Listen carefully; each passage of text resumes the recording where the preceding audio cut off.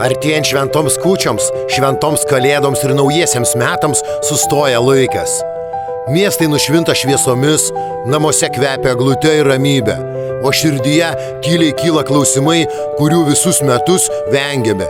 Šventės – tai ne tik dovanas ar stalas nukrautas valgiais, tai metas pažvelgti į save. Prieš šias svarbias šventes vertina apmąstyti savo poelgius. Ką pasakėme per karštai, ką nutilėjome, nors reikėjo pasakyti. Kiek žmonių įskaudinome, net to nepastebėję. Kartais vienas žodis atsiprašau gali sugriauti sienas, kurios statėsi metus. Kartais jis gali sugrąžinti ryšį, kuris atrodė prarastas visam laikui. Tai metas susitaikyti su tais, su kuriais susipykome, su tais, kuriuos galbūt atstūmėme iš pykčio ar skubėjimo.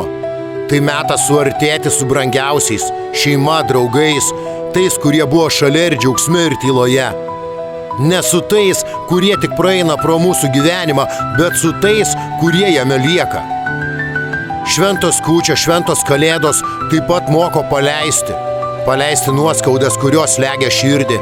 Paleisti žmonės, kurie nebėra svarbus tavo gyvenime, kurie liko tik praeitie šešėliai. Ne iš pykčio, o iš pagarbos savo, kad atsirastų vietos tiems, kurie tikri, artimi, nuoširdūs. Ir kai visą tai padarome, kai atleidžiame, susitaikome, apkabiname ir paleidžiame, šventės tampa tikros, ne išorinės, o vidinės.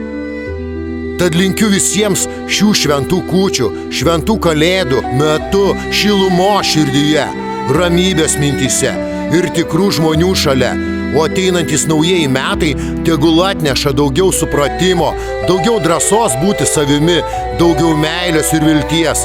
Tegul jie būna šviesesni, ramesni ir prasmingesni. Su šventėmis jūs. Real Dreams.